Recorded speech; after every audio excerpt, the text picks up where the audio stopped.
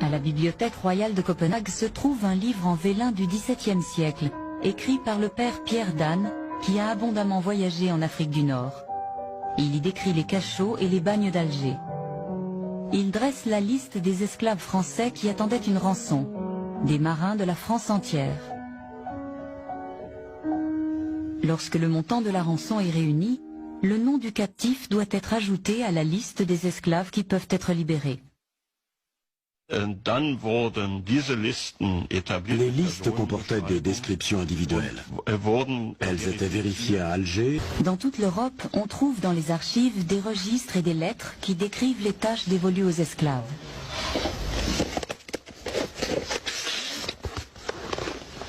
Voyons voir ces lettres. En voici une. Parmi les archives, Éric Goebel a découvert un document exceptionnel par sa rareté. Cette lettre a été écrite à Alger le 10 janvier 1710. Elle est en danois. L'écriture n'est pas très belle, mais ce qu'il faut voir, c'est ceci.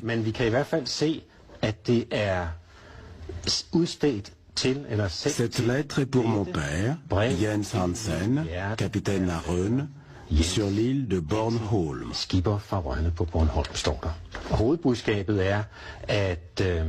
C'est un jeune homme qui a été fait prisonnier dans le détroit de Gibraltar. Il s'est retrouvé esclave à Alger et il est au plus mal. Il demande à sa famille d'envoyer de l'argent pour racheter sa liberté. Il a estimé le nombre des esclaves blancs à 25 000 à l'époque à Alger. Notre estimation pour la période qui va de 1540 à 1650 est qu'à peu près 600 000 esclaves sont passés par Alger. Les archives royales danoises ont conservé plusieurs documents liés à ces accords.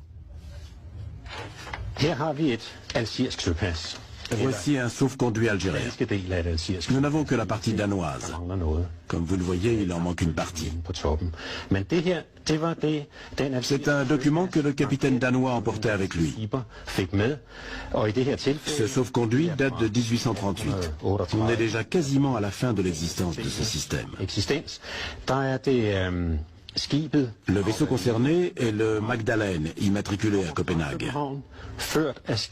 Il a effectué un voyage depuis la capitale. Son capitaine était Jacob Ebert et il devait emprunter le détroit de Gibraltar.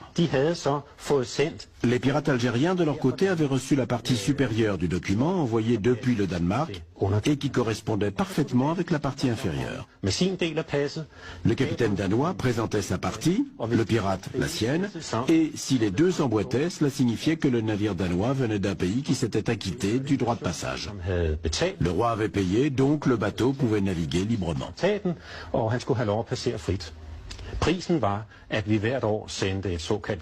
Le tribut annuel consistait en une cargaison de poudre et de boulets, de faucons d'Islande, de cornes de narval et d'autres produits du Nord. C'était de cette manière que le traité était scellé.